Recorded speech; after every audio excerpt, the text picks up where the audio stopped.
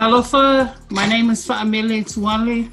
I'm based here in Otara. I am from the wonderful place of South Auckland. I'm a visual artist, painter, maker, lei maker, contemporary doula. How does it feel to be showcasing your work in progress, and your work process from home? It's a really good way for people to know to put a face to my name.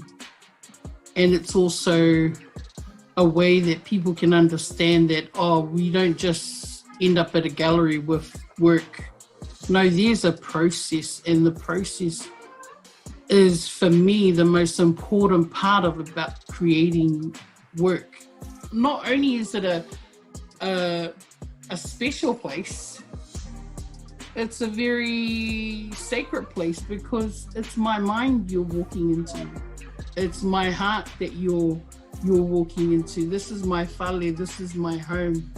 This is where everything happens. So can you share some of your highlights from your fellowship residency?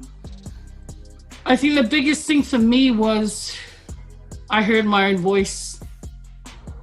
It blocked out all the noise of whatever is happening on social media, whatever people are doing, whatever people think, everything around me just closed.